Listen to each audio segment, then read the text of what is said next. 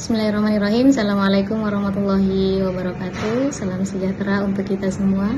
Selamat pagi. Semoga kita semua selalu dalam lindungan Allah Subhanahu wa Ta'ala.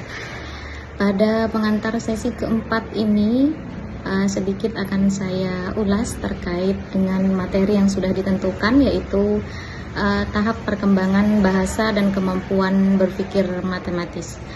Tentunya ini teori-teori ini akan nanti diaplikasikan pada anak didik atau murid-murid yang masih dini ya. Mengapa seorang pendidik perlu mempelajari teori-teori dan tahapan dalam perkembangan bahasa pada anak? Yakni karena bagaimana tahap perkembangan bahasa memiliki pengaruh dalam kegiatan belajar mengajar. Jadi sangat penting. Dan apa itu bahasa? Bahasa adalah sebuah sistem kata, simbol atau lambang bunyi untuk berinteraksi. Bahasa tidak hanya sebatas kata-kata, tapi lebih daripada itu. Bahasa juga mencakup sesuatu yang abstrak namun mengandung pesan. Jadi jika pesannya tidak sampai, maka bahasanya mungkin masih perlu diperbaiki ya, sehingga seseorang dapat menerjemahkan dan menangkap pesan tersebut. Jadi ketika kita mengeluarkan kalimat dan tersampaikan pesannya, maka bahasanya akan sudah dipastikan benar gitu. Kemudian kalau sekarang yang sering kita gunakan bahasa itu lebih canggih, cukup dengan emoji sudah bisa dikatakan menjadi bahasa karena sudah dipahami dari gambar-gambar tersebut.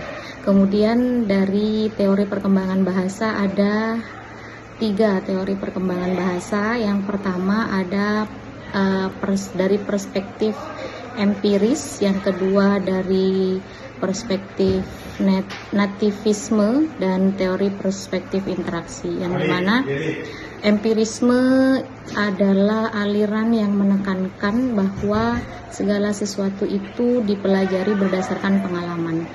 Kemudian kalau nativisme, bahwa segala sesuatu atau perkembangan manusia itu telah ditentukan oleh dirinya sejak lahir, atau manusia itu sejak lahir ya seperti itu begitu.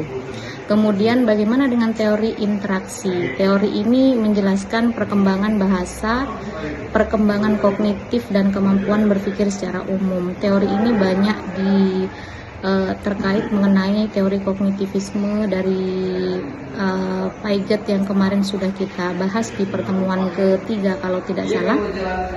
Jadi perkembangan kognitif adalah sebuah proses genetik yang didasarkan atas mekanisme biologis perkembangan sistem syaraf.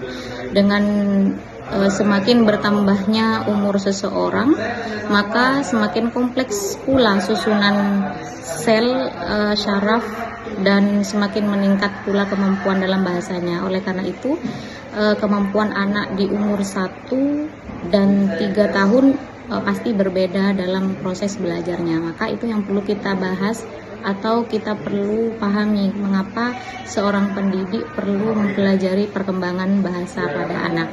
Di materi berikutnya masih ada periode linguistik, pralinguistik untuk anak. Mari kita bahas pembahasan ini lebih dalam, atau kita pahami, kita diskusikan di dalam ruang diskusi di e-learning. Itu saja pengantar dari saya untuk inisiasi keempat ini.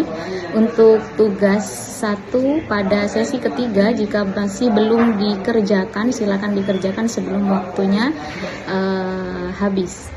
Terima kasih, semoga bermanfaat. Akhirul kalam, assalamualaikum warahmatullahi wabarakatuh.